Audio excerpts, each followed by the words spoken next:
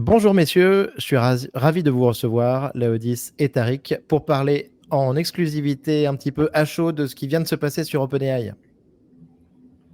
Yes, bah écoute, super content d'être là, Nico. Également. Merci à tous les deux. Alors pour faire un petit rappel, en fait depuis vendredi 17 novembre 2023, on n'a pas beaucoup dormi.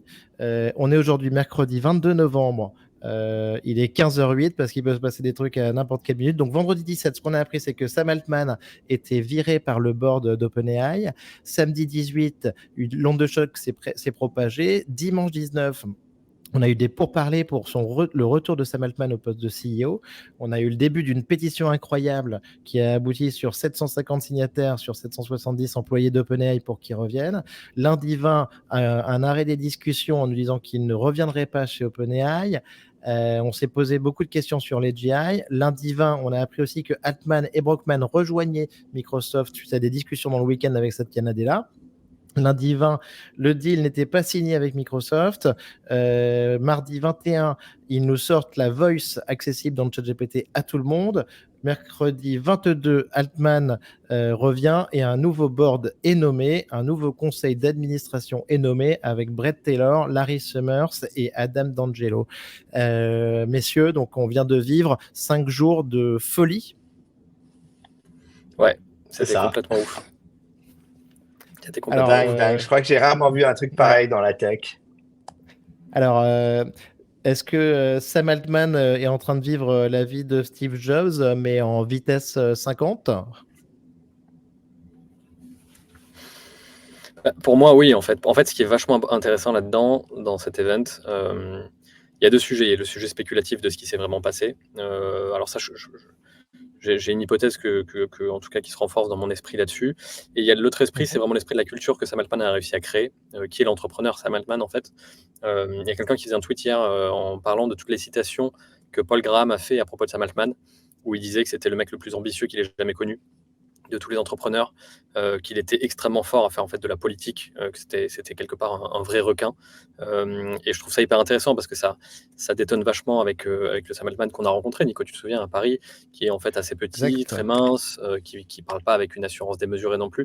Donc ça, je trouve ça assez intéressant sur cet aspect-là. Et donc l'autre aspect, alors je vais très vite fait dire mon idée du truc et après je serais ravi d'entendre votre avis sur ça.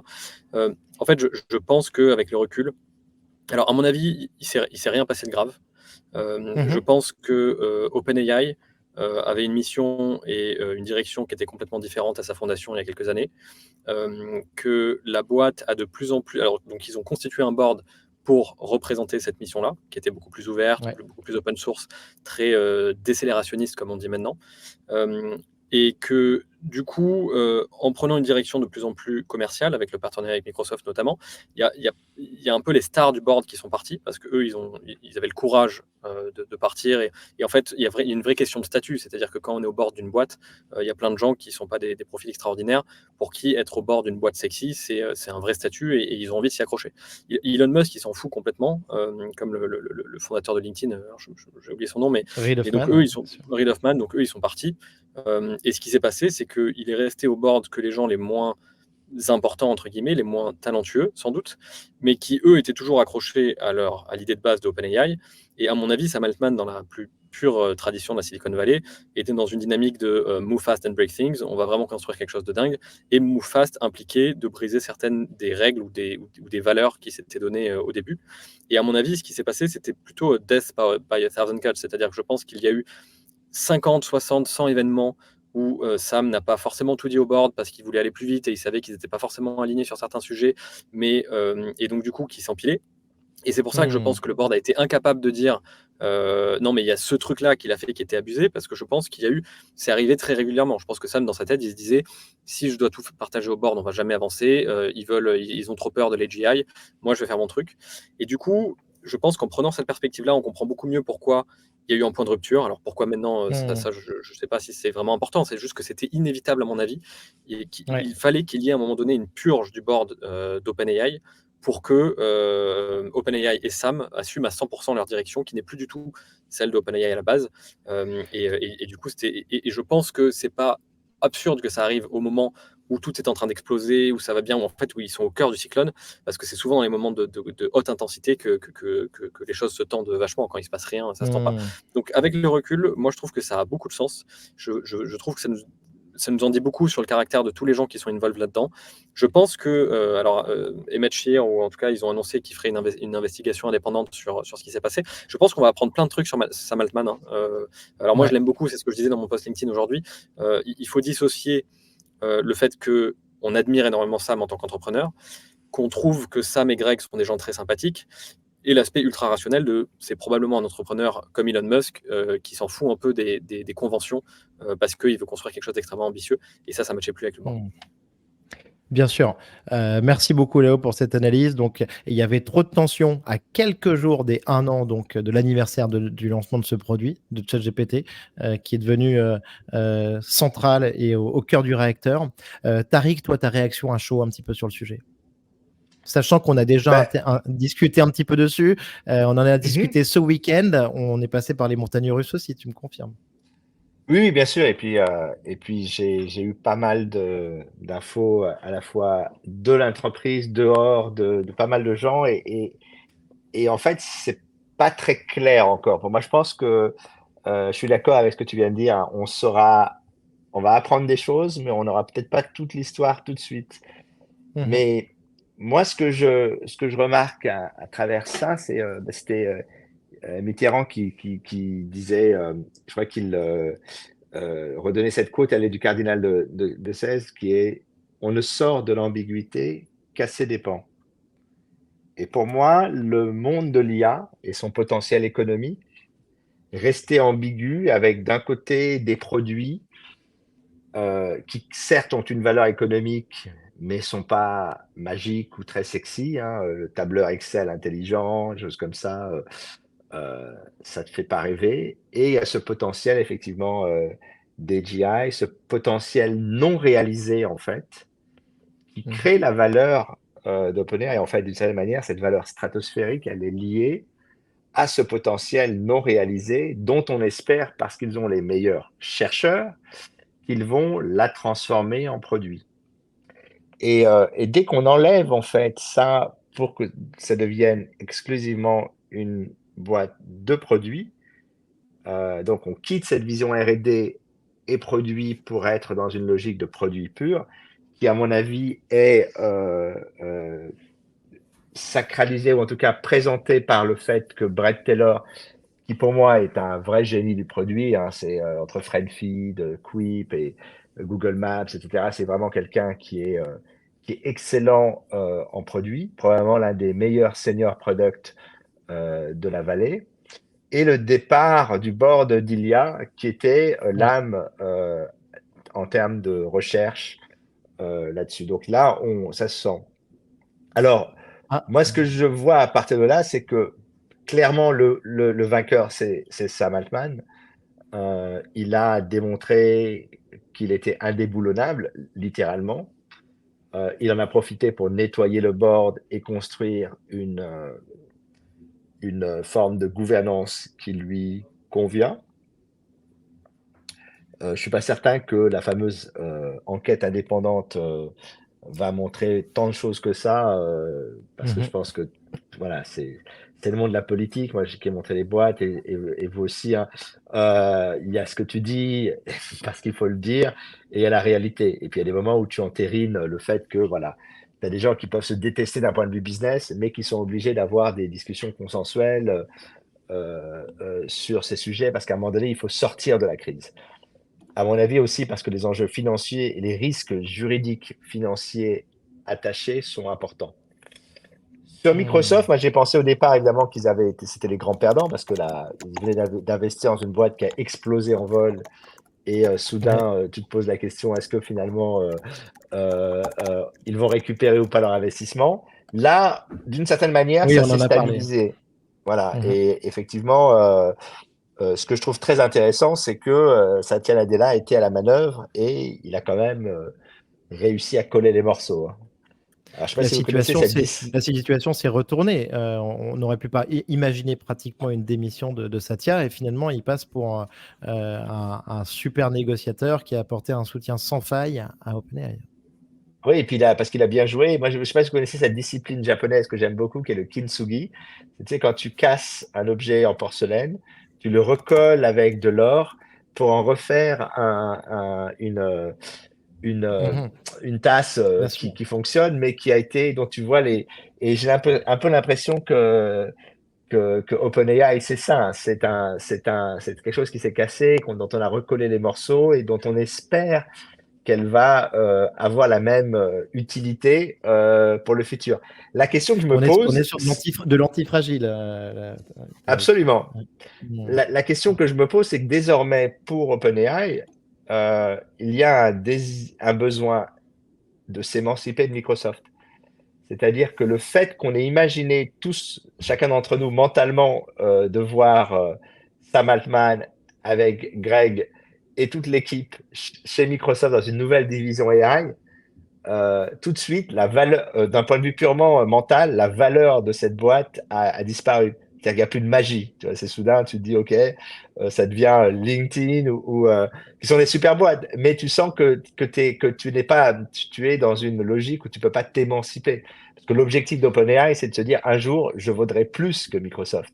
Donc, si tu es la filiale, ça ne veut évidemment pas être le cas. Et donc, je me dis que ce besoin d'émancipation, ils vont être obligés de lever de l'argent ailleurs et de devoir Mhm. donner l'impression que désormais, ils s'émancipent de Microsoft. Parce que s'ils ne le font pas, c'est juste un avis, hein. Ça veut dire que d'un point de vue perceptionnel, on a l'impression que ce sont voilà, c'est le domestique intellectuel de Microsoft et que c'est la filiale sans être la filiale. Et donc, je pense que Sam Altman est pas idiot.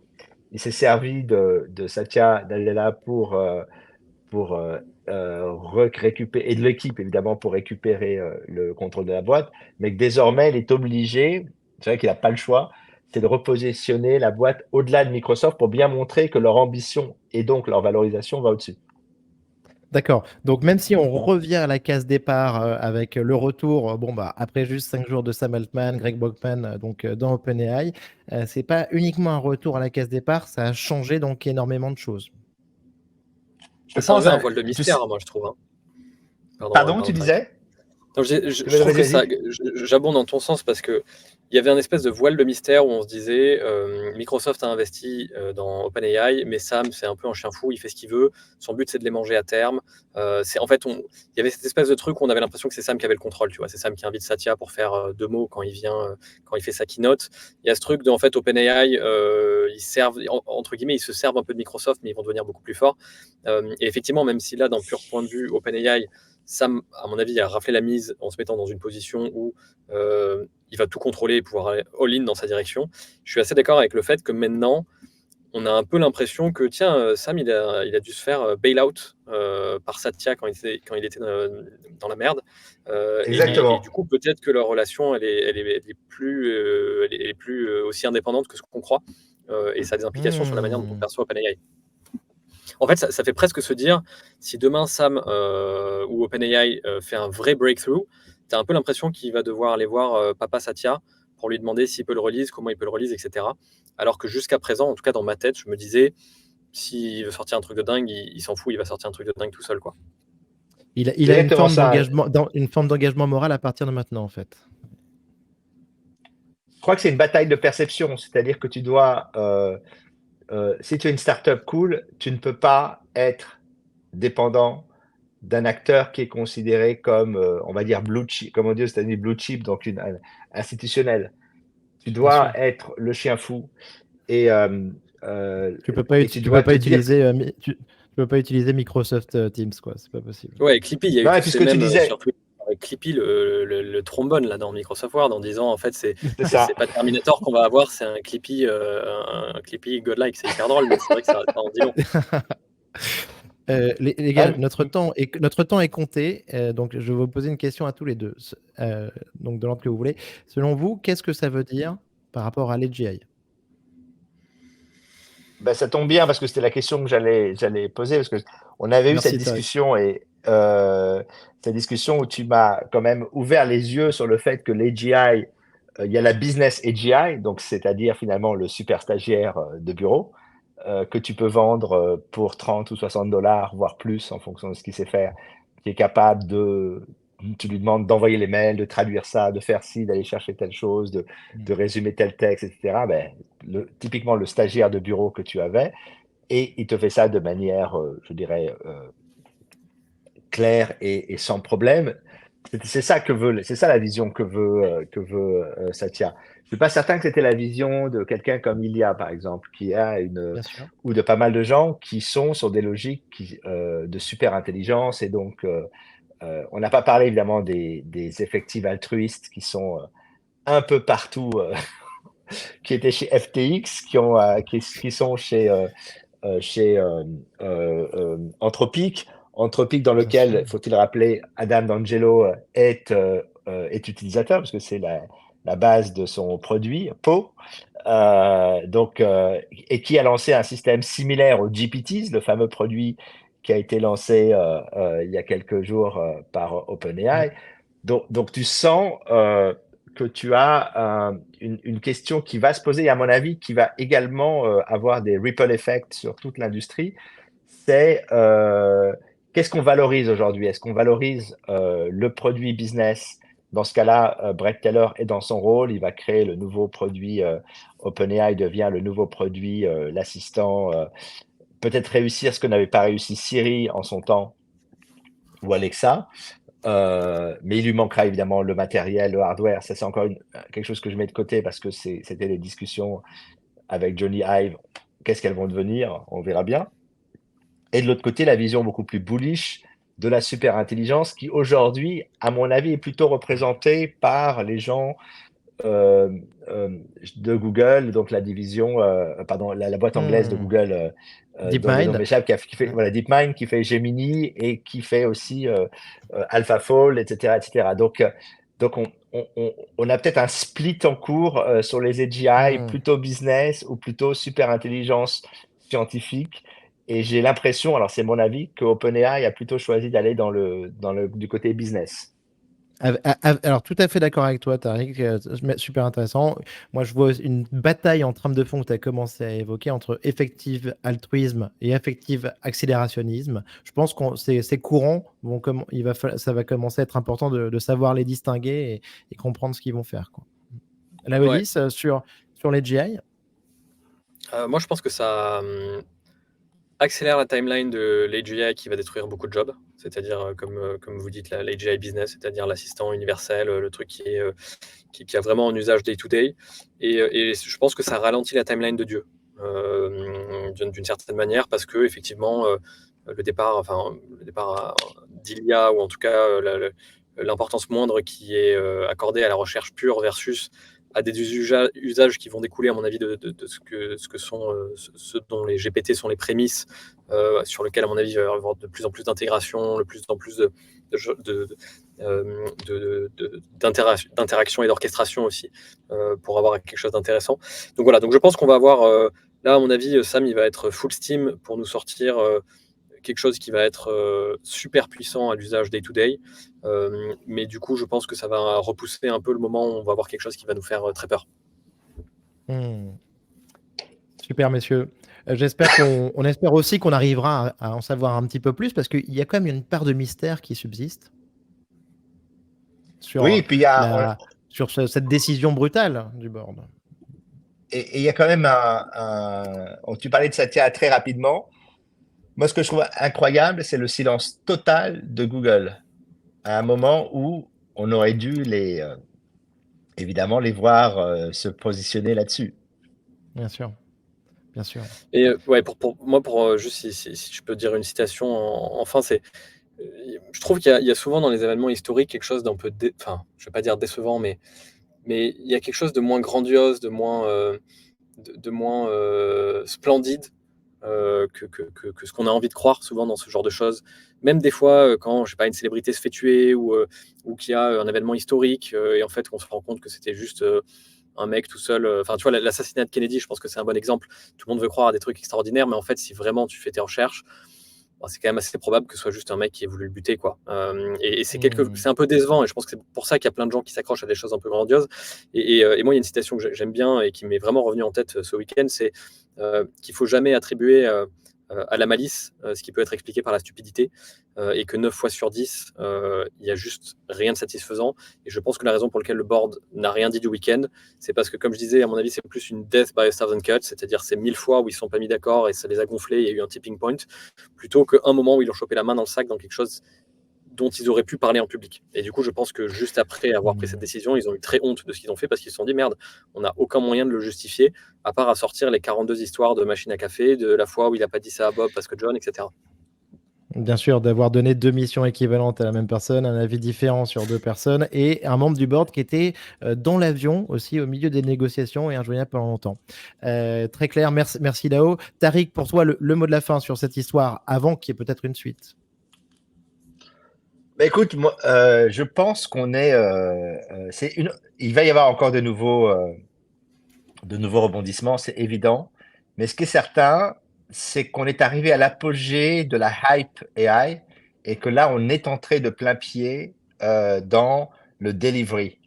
Et comme on le sait tous, la hype, c'est très, très chouette parce que finalement, tu n'as pas besoin de dire beaucoup, tu fais rêver, les gens ont des étoiles dans les yeux quand tu parles, mais que le delivery, c'est très, très dur. Ça demande finalement de se battre face à des acteurs qui ont des moyens considérables. Je pense notamment à Google, qui va pas, parce que si on parle de business intelligence et de AGI business, il est évident que Google, c'est existentiel pour eux. Google Docs, tous ces produits doivent évoluer là-dessus. Et puis, j'allais dire, c'est censé être leur ADN. C'est censé être eux qui doivent le faire. Pour eux, Microsoft, c'est Clippy, comme tu le disais tout à l'heure. C'est des choses un peu qui marchent un peu moins bien, un peu moins jolies. Et puis après, il y a les grands absents, Amazon, Apple. Ça va être très intéressant. À mon avis, le prochain tour de table d'OpenAI va être très intéressant à suivre. Moi, j'attends là-dessus Son Masayoshi de SoftBank, mais je suis tout à fait d'accord avec toi, Tariq. Merci, messieurs. Merci beaucoup d'avoir accepté de couvrir un petit peu ce sujet à chaud, hein, sachant qu'on est encore quand même dans la vague. C'était génial de faire ça ensemble. Et je vous dis à très bientôt sur les aventures d'OpenAI. Merci Nico, à plus tard. Merci, salut. Salut Tariq, salut Lao.